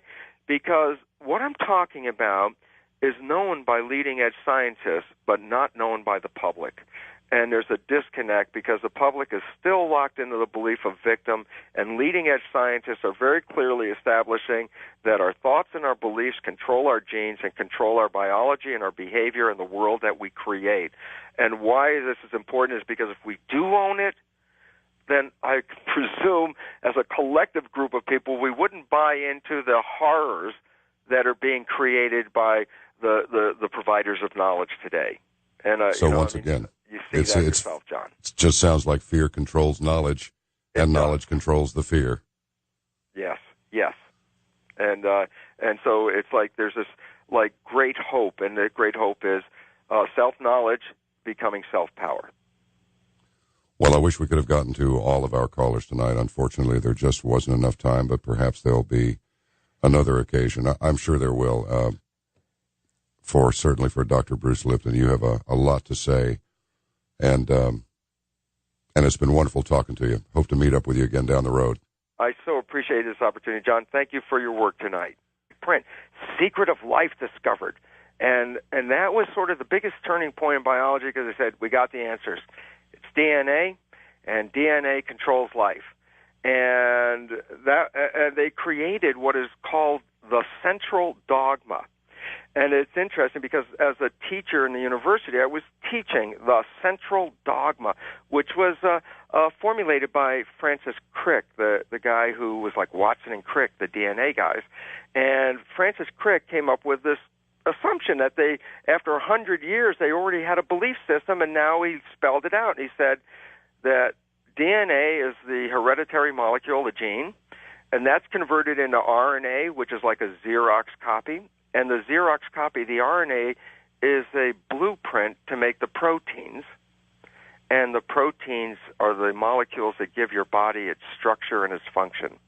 So the character of the proteins is controlled by the DNA, and everybody was happy, and it was called the central dogma. It says DNA controls life, and we bought into it. And we bought into it that genes determine life, and that there are good genes, there are bad genes, and that your life was predetermined in a sense at the moment of conception, so that whatever genes you got from your mother and your father, they sorted themselves out, a selection of them was made, and that selection was sort of like a fate map, that for the rest of your life, that these genes were going to determine your structure, your behavior, all the characters of your life. And so we bought into that, and what that did is that this concept called genetic determinism was a piece of knowledge that brought us to the belief that we are victims, that we're victims of heredity, that things are passed down in your family, and they come from your generation after generation. These genes are passed down, and that these genes are going to express themselves in your life, and you're going to have those traits that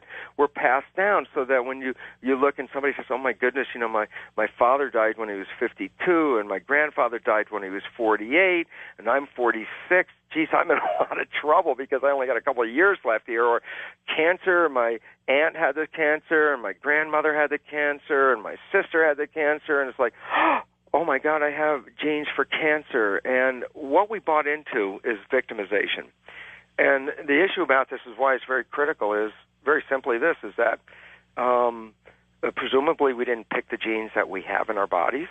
We can't change the genes that we have in our bodies. The genes control who we are, so we are, in a sense, powerless.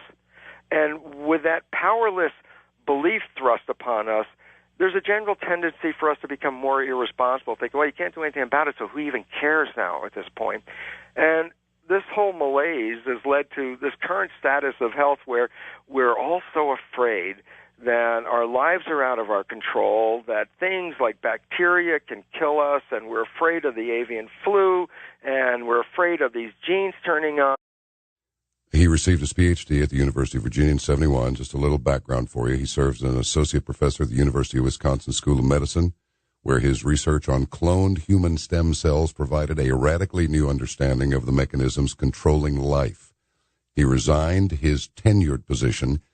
As you may know, a tenured position is not something one normally resigns. It is something to be sought. But he wanted to pursue independent research, integrating quantum physics with cell biology. He returned to academia as a research scientist at Stanford University School of Medicine to test his hypotheses from 1987 to 1992. His revolutionary studies, and they are revolutionary, on the mechanics of mind-body interactions unify the practices of conventional medicine, complementary medicine, and spiritual healing. His insights have made him internationally sought after for lecture, and his informative new book, The Biology of Belief, Unleashing the Power of Consciousness, Matter, and Miracles, is available now, and I am reading it slowly and trying to absorb it all. And it's not easy. Dr. Lipton, welcome.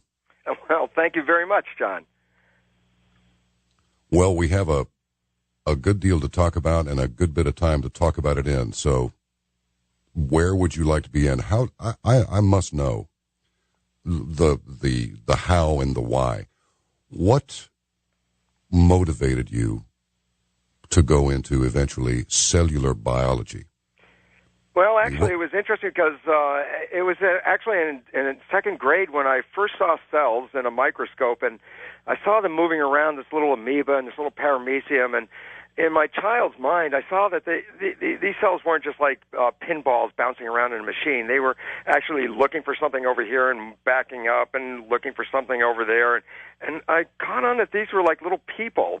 And it just, it was interesting because the world wasn't that wonderful at that particular time. And so this new world that I saw in there was it just drew me in. And I didn't realize it. It drew me in so deep that I ended up becoming an electron microscopist about 25 years later or something like that. And it was real exciting because what I saw on that very first day turned out to be real, that these cells are very intelligent, and it's interesting because as a biologist and teaching in a medical school, there's always a tendency to look down at anything less than human as not being that intelligent. And to me, the biggest shock is that when I learned the lessons of these cells, it was so profoundly important, a message of understanding how to live, that my life was radically changed when I started to apply what the cells were teaching. And then I stand back and say to people, well, we look at them as not being intelligent, but the interesting reality is when we look at our human bodies and we look in the mirror, we see this singular entity. So, John, you see John in the mirror, I see Bruce in the mirror, all of our listeners see themselves as this one entity. And it's very interesting because that's actually a easily understandable explanation of what the prior knowledge was in regard to cellular activity, the roles that the genes played, and the chromosomes, and then eventually it went on to say, look, these somebody gets a disease, a gene must have turned itself on, a cancer gene has turned itself on, and you went on to explain that no, genes don't turn themselves on, something turns them on, and it was wonderful. So just take us through it and lead us to the light. Let us know. I so what's appreciate happening. that because, as I said, when I really understood this, and it was interesting, so I could tell people right now before we get into this a little bit deeper, is that there's this understanding that the cells provide about who we are and our place in the world and a destination that we can create. And it's very interesting because if we apply these lessons to our lives, they profoundly change the character of our lives. And I say that because I'm a student of this. I went into this study not a spiritual person. I was teaching, as you mentioned, I was teaching medical school. I was teaching about biochemicals and the concept that you mentioned about genes controlling life. And I was a participant in the teaching and obviously, a member of the congregation, so to speak, and buying all this stuff. And so what was interesting is that as I started getting into understanding the lessons that the cells were teaching me, they provided me with this other understanding, and that is that there's more to us than this physical body, and that this other transcendent part, there's a spiritual component. And it was just like, I wasn't looking for it, but boy, when it hit like a ton of bricks. It was like, oh my God, there's more to the cells, that the information that the cells are responding to comes from outside in the environment. Our identities are outside the environment. And my point about bringing all this up is that I'm going to talk about this information, and I can tell you it can change your life, but you also have to. We also have to come to this understanding. So as I download this information, so to speak, that we recognize that it's applying the information that makes all the difference in the world. And I say that because I I was up in the front of people when this breakthrough understanding of how cells actually work came to me. I was so out there in the street trying to get anybody to listen, say, listen, you got to see this completely different than anything we ever thought, that we have powers beyond anything we've ever thought, and you could understand this, you could create this beautiful life. And I'd be given this lecture so excited because I knew all this scientific stuff, and it was interesting because the audience would later cock their heads and look at me and go, you know, Lipton, for a guy who says he knows a lot, your life doesn't look that good. And I realized that, oh my God, you know, there was two parts to this. There's a part of knowing about the details, and then the most important part, which I didn't do at that time, was apply this information to my life, so that there was the original thought that if you just know about something, then that becomes your life, and I realized that's not true. And so let's get into this exciting part here, and that is what controls life. And as you mentioned, I was led into this understanding of genes by history because there was perceptions and beliefs of scientists that were shaped over time. And one of the first pieces of information that shaped our understanding of heredity and genetics was from Charles Darwin. And Darwin brought to people an understanding that was so obvious, but they just needed to see it, and that was this. The question of biology is what controls life. And what he looked at, and he said, you know, the traits of a child are derived from the traits of the parents. That whatever characters a child's expressing, you could see these characters in the parents. And based on a Newtonian world, a universe made out of matter and chemicals, it was believed that the character of life, that whatever is being passed from parent to child that controls the character of life must be something physical in those germ cells, in those eggs and sperm.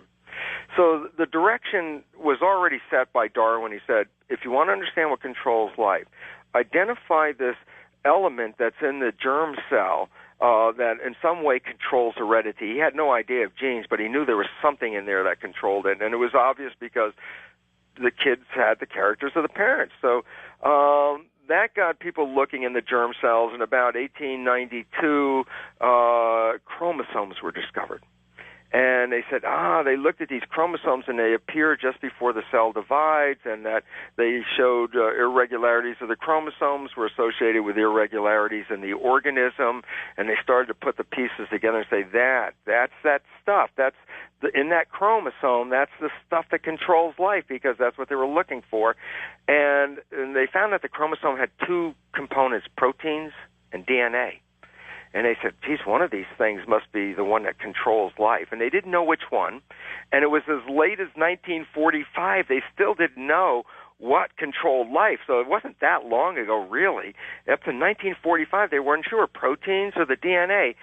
And an experiment was done by three guys, Avery, McLeod, McCarty, in 1945. And what they did is they took a chromosome from one species of bacteria and split it up into DNA and to the protein. And in a different species, they added in one set of dishes the protein from the chromosome, and in another set of dishes the DNA, and said, well, if one of these changes the fate, then from the species they isolated the DNA from would change the character of the species they put the DNA in the tissue culture.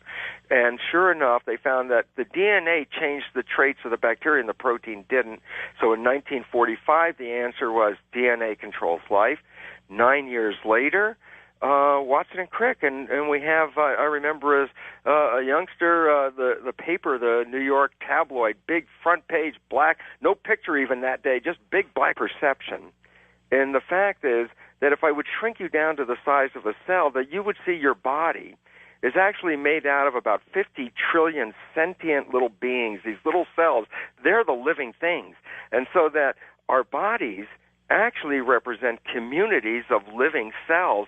And when you start to understand this, then you start to realize that they created technologies that we haven't even thought about yet, that inside this world under your skin, these 50 trillion or so cells are living in a technological environment that's beyond anything we've ever seen. They filter the air, they filter the water. Every cell has health care. There's maintenance. It's a living system. It's a metropolis. And very interesting is that there's always that spiritual, historic look that said the answers lie within.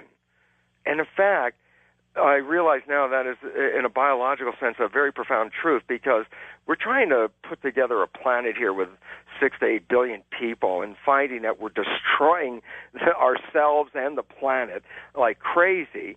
And we're trying to find out how to create this wonderful life.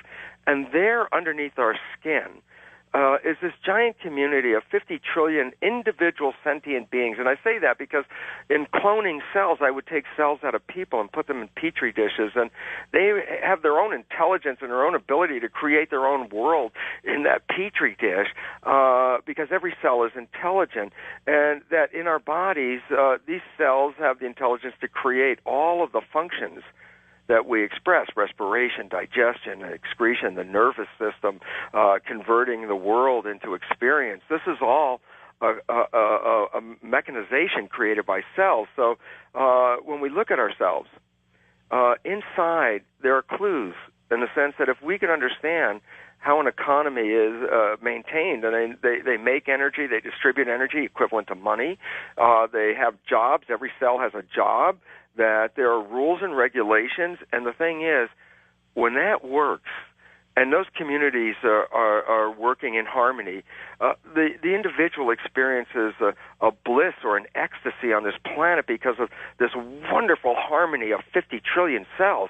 And the fact is, God, if you can get 50 trillion cells to live in harmony, we're just trying to get a few billion people to live together. It's like there's a lot of lessons to be learned from this cellular community. And as I mentioned, some of these lessons were so profound, they changed my entire life. So we could talk about some of the lessons or other experiences from that.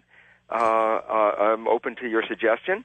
I watched your DVD, your lecture on DVD, with great interest. In fact, I watched it several times. So this is going to be, for me, this is a little like the monkey flying the rocket ship, and I'm the monkey. So So here's the thing: it's so rich, it's unbelievable. The first part of your lecture went into just a